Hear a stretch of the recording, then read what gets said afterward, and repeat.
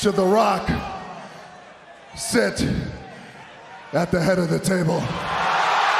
The Rock returned tonight and destroyed Jinder Mahal in their promo. Dwayne then proceeded to beat him up for a couple minutes, and after being completely out of breath, he teased the long-awaited dream match against Roman Reigns, and it looks like it is finally happening. It's looking like we are getting The Rock versus Roman Reigns in the near future. Roman Reigns already responded to it on Twitter with a laughing emoji, and this begs the question though, what about Cody's story?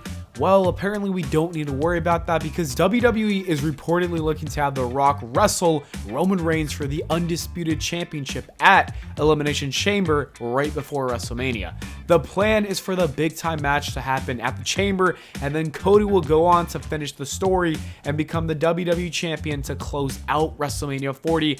That is a wild plan. However, this plan has sparked a debate amongst wrestling fans. Some people think this is the right decision since we need to focus on the future of WWE, and that future is none other than Cody Rhodes, the American Nightmare. Others believe it's a great mistake because The Rock versus Roman Reigns is the biggest match any wrestling promotion can book right now, and they don't think it's a good idea to not feature that great big time match on the biggest pay-per-view in the history of the business. To miss an opportunity like that feels like a crime.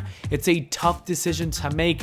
However, it is worth mentioning that WrestleMania can hold 67,000 people in Philly, while the Elimination Chamber in Australia can hold 70,000 fans in attendance. This would mean that the audience would be just as big, or even maybe possibly bigger than WrestleMania 40.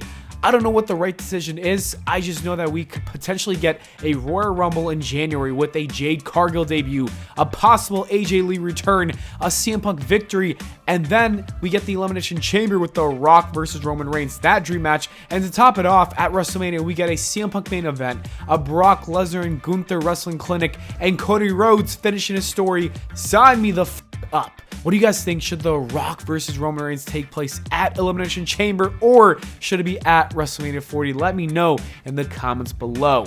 And now let's talk about everything else that took place on Raw tonight, because this was a jam-packed episode. Let's start with the main event of the night, Seth Rollins versus Drew McIntyre for the World Heavyweight Championship. This was a very fun match, and there's even a picture that leaked around the internet with purple confetti placed on the ceiling of the arena. This got a lot of people thinking that Damian Priest was going to come in, cash in, and become the World Heavyweight Champion to close out the show. Well, he actually did do that, but he was taken out before he could have the chance to officially enter the match, making it a triple threat. The fight itself between Seth Rollins and Drew McIntyre was excellent. I thought we were going to see a new champion. I really thought that Drew McIntyre was going to become the champ, but that was until we saw Seth's foot on the rope. That was one of the greatest close calls I've seen. It's almost as good as the first time Seth Rollins did it with Neville back in 2015.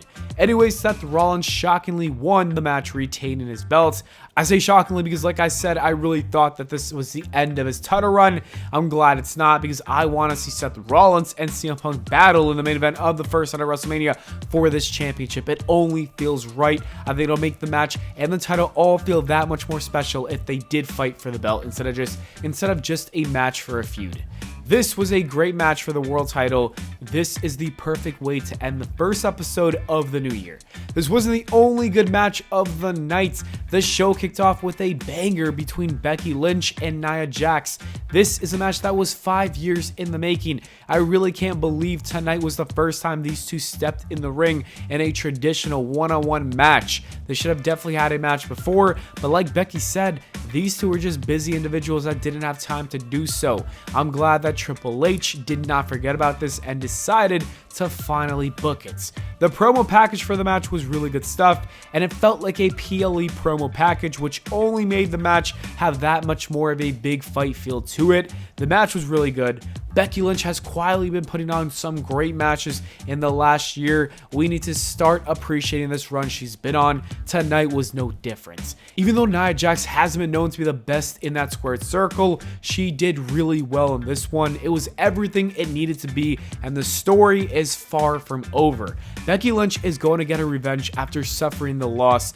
This was good stuff, and a match that wasn't so good had to end because of a serious injury. Kofi Kingston and Jey Uso were in a tag team match against Imperium, and just when things were going to get started with a Jey Uso hot tag, the doctors called for it to end because of a botch. Kofi accidentally dropkicked Giovanni right in the face with full force, and he was legitimately knocked out. In order to protect him, they called for the match to end, and I think this was the right decision. You always need to look out for the wrestlers and their health, and this was a great call by the ref and the doctor. Jey Uso looked pissed that he did not get any action in the match, but I'm sure he understands once he went in the back and saw the situation. At least I hope.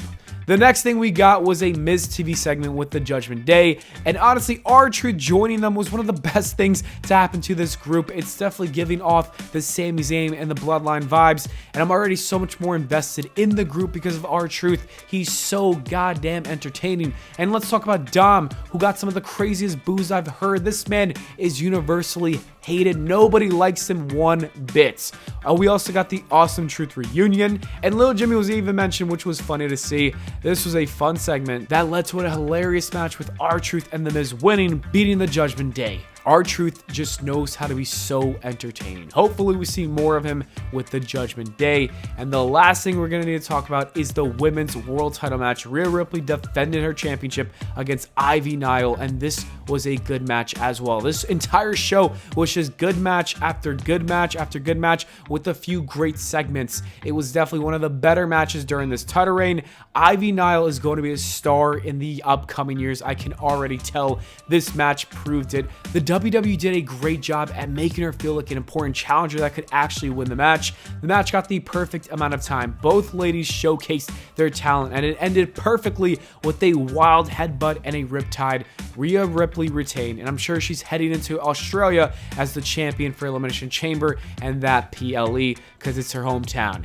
And one more thing I forgot to mention is that we got a segment with Cody Rhodes and Shinsuke Nakamura, and these Shinsuke Nakamura promos, whoever is producing this, whoever is doing the artwork, the graphics, has to get a raise. It is some of the best stuff I've seen. Shinsuke Nakamura feels like a star again, and I know he's going to lose this match because it's Cody Rhodes and he's got to win before, WrestleMania, and he's got to win on the road to WrestleMania. But I'm just saying that Shinsuke Nakamura, after this feud, has got to start winning feuds because he has been really great in this new role that he's given. This character has been very good, and he suffered the loss from Seth Rollins. He's going to suffer this loss from Cody Rhodes. So after that, give the guy some wins, give him a US title or some sort of title reign or something of that nature. Put him in a tag team. I don't know. Make this man a champion is what I'm trying to say, because Shinsuke Nakamura is doing great work. Anyways, that was a great episode of Raw. Honestly, I think it was the best of the year.